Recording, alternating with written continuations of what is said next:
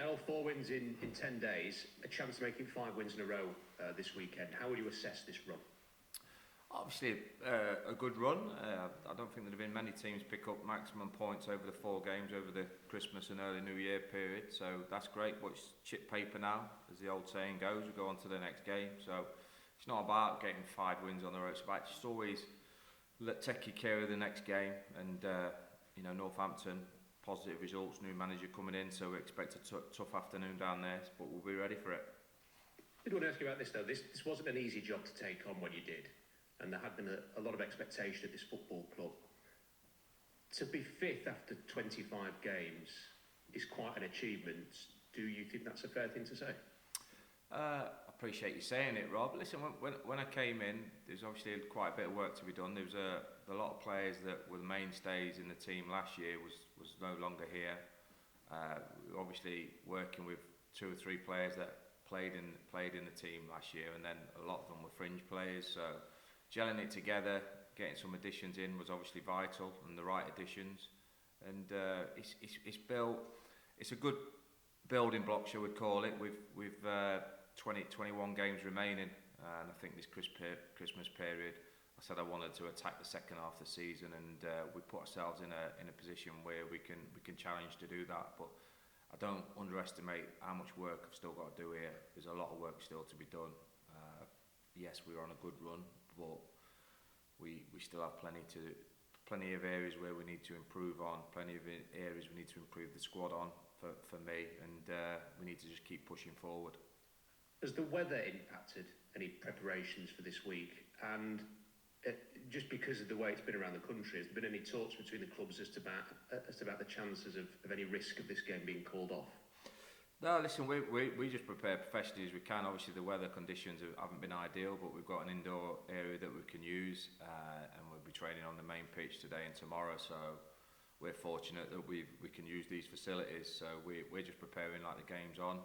We can't control that, and certainly myself and my staff won't be thinking about that. The weather can change pretty quickly. I know it's cold in most parts of the country, but we'll be ready if the game's on. How would you assess Corry O'Keefe's form? I'm going to get a chance to speak to him today. He's got 6 league assists now. And how do he and Georgie Gent really help you in an attacking sense? Yeah, listen, Corry's I didn't think he had the greatest start to the season by Corry's high standards, and then he's coming to the team and been absolutely excellent. He's a player that makes great runs. He's good on the press. He's always pretty active in all the games, so really pleased with Corry's form at the minute. But he himself he knows he needs to keep it going. He needs to keep the form that's giving him high accolades and high assists, which is great for us. Davies Keeler-Dunn obviously playing with great confidence at the moment, and a great run of goal scoring form. How much? Because everybody's looking for that, aren't they? Every team's looking for that player who maybe thinks, I'm going to score every time he goes out on the pitch. But what is he adding to you, having that presence up front? Listen, for me, he's our best natural finisher.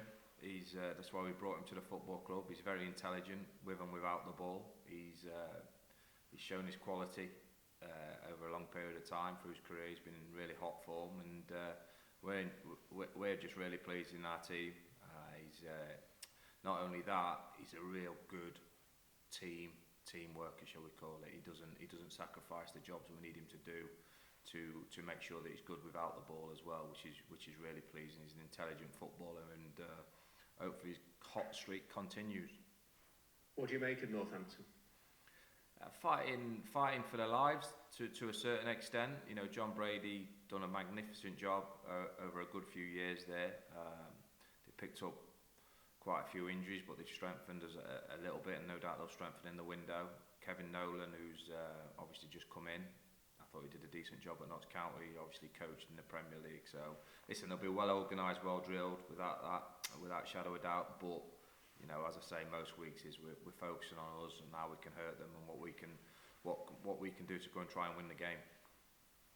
What is there anything that you would put down to the really strong away form that you've had this year?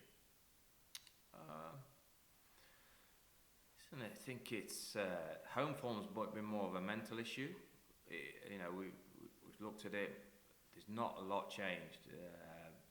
back-to-back home wins start of the year is a great start. We still need to do a lot of work, but we need to continue with our away form. And I personally treat every game as a different project. That's the way I've worked for years now, and I don't really focus home and away. I get the stats and we need to do better at home and stuff, but for me, it's just focus to go and win the next game. The opposition's always going to have different strengths and weaknesses of the previous game, and it's working my week according to that with my coaching staff. You know, the different patterns in games, the different formations you come up, the different sort of characteristics of the other teams. It can be possession based. There's some teams go back to front. So every game's a different game. You know, we go from Peterborough away, Bolton away, where they're very possession based teams that want to build from the back a lot of the time, and then Northampton, you know, they're a different team as well. So it's just respecting that and working a way to go and try and break that down each game.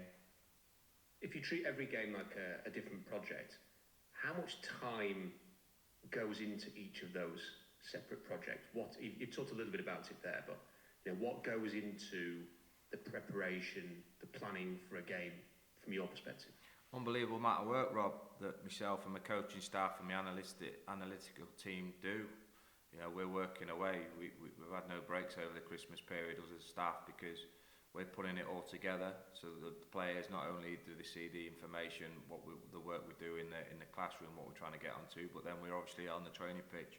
And all players learn different ways. Some learn more in the classroom, some learn more on the training pitch, some both. Individual meetings, unit meetings, the whole lot goes on. You know, I pride myself on making sure that there's no stone unturned to try and win the next game, and that's why the work continues on that format.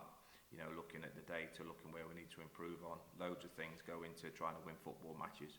I think it's a little bit lazy at times where people just think we come in and train for an hour and a half and get on our way. It's the game's not that at all. It's evolved in many aspects. The data, the detail we can get on opposition teams, everything now. There's so much work to be done, and games of football, I've said it all along, at pro level are always won on fine lines. So if we can narrow down all those fine lines of making sure from the finest of details that gives us that platform to try and win a game. That's what we try and do.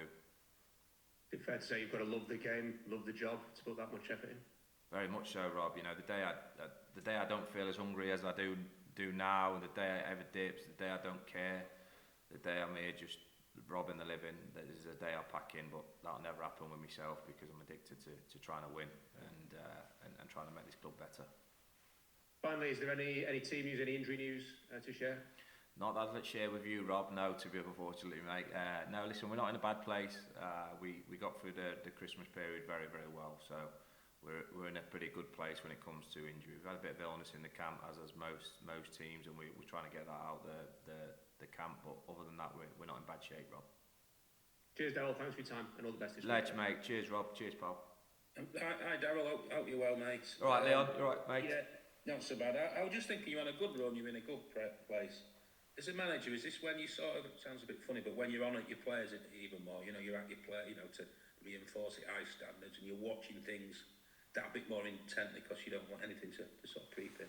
Yeah, I get what you're saying, because complacency is the root of all evil for me, and it's something that I've seen in our games a little bit. So I'm very harsh on the lads. You know, although we won the game and won it pretty comfortably, Crawley, barring the last 25 minutes, I wasn't happy with that last 25. I don't want us, and that's why I talked about earlier about us needing and plenty of work to do still at this football club, because I don't want that complacency. I want pure focus for 95 minutes in games, and these are a group of players that individually there's some really good talent in there, but it's a group that I feel I always need to be on, and I will be on at them.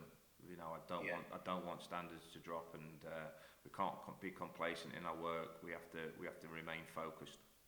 Yeah, is the next trick? I mean, you won 4 in a row. I mean, I look back to November. I think you won 4 out of 5 or something like that, and in September you won 3 out of 3. Then you sort of fell away on those 2 occasions. It's sort of sustaining it, isn't it, really, and turning it into a bigger run, because it has been a little bit, results-wise at least, a little bit streaky so far. It has, Leon, and to be honest, I sort of expected that, because you know you come in, you're assessing. Like I say, there's a lot of changes from last season. There was only fringe players that didn't play a massive part last season as well. Then we obviously had to do work in the window. You know, we bring our two centre forwards in late in the window. Yeah. But I'm looking at things, and you know, you're studying players because you only, and I've said this before. You only really find out about players when you're playing competitive games. How do they act when they're on a good run? How do they act when they're on the bad run? Who can handle the pressure? Who can, you know, all the mental aspects of it. You find out when you're in the heat of the battle. I mean, one of the pleasing things for me is after the Leyton Orient game, and I brought the lads in the Sunday, the response has been absolutely outstanding. But we have to keep with that, and we have to continue with that, and we have to make sure that, like you said there, Leon, that we don't, you know, it's not streaky, that we try and keep that consistency. I mean, you've spoken about thinking, you know, the second half of the season when you get more sort of consistency and see the best of your squad. As well, your away form, obviously it's been outstanding, but is one little thing maybe a few more clean, being hypercritical, a few more clean sheets, you're looking a bit towards that? Always all different areas of what we need to be doing. Clean sheets would be a massive plus, but I also want to attack Leon. You know, we're up there in the the finishing marks, and we lost a lot of goals last season. Don't forget, but we're still right up there in the scoring states. And I want my teams to be on the front foot. I want us to score goals. I want us to try and entertain. So that's important. But like you said, they're keeping clean sheets. But you know, we had the best away form in the 2024 in the whole EFL. That's massive. You know, can we keep that going, and can we do well at home? That's the key. You know, we started the new year well with back-to-back home wins. We have to continue that. We're nowhere near over the line with our own form yet. We have to keep building, and our away form, because although it's a considerable amount of away wins, we want more. Yeah. There's a lot of noise about the window, and silly journalists like me are asking you questions about it. That's all right. So looking at Barnsley, is maybe the biggest thing keeping what you've got as opposed to sort of, will that be as big as anything than sort of necessarily bringing a few more in, because you've got some top players there. Yeah, listen, it's vital that we keep our quality players. Obviously, you know, we want to push on this second half of the season. We know the target has, and I've never not come off that fence. I've never looked for an excuse saying, "Oh, it's a building year" and whatnot. I'd be very disappointed, and I said this on a bad run, if we didn't finish in the top 6. So that hasn't changed. And to be able to do that, we have to keep what we got, and we have to strengthen, because there's no doubt about it. Other teams in that top 10 are going to be strengthening considerably. So we have to make sure we're competitive with that. We have to make sure that we're competitive to try and keep our best players. But you know, it's a crazy footballing world we live in, and you know, everyone at every club's available, really, aren't they, to a certain extent, because that's the nature of the beast. And just finally, are you confident you can sort of keep who you want and everything? Nothing surprises me in football, and that's the aim.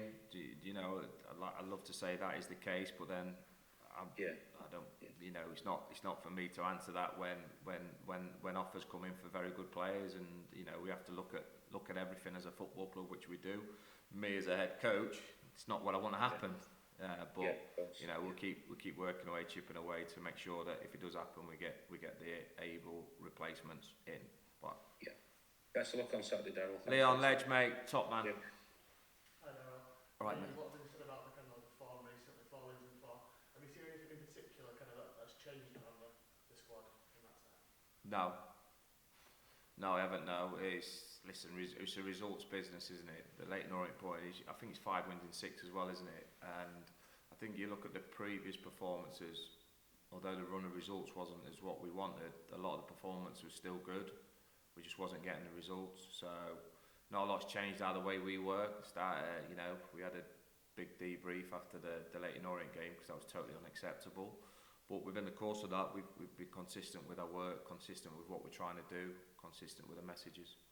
You mentioned 4 days in 10 days. 4 games in 10 days. Kind of, it's a busy period for you. Kind of, are you happy to come back to Saturday night to give you more time to prepare, more time to squad? Just you know, you just get on with it. It's like games and games.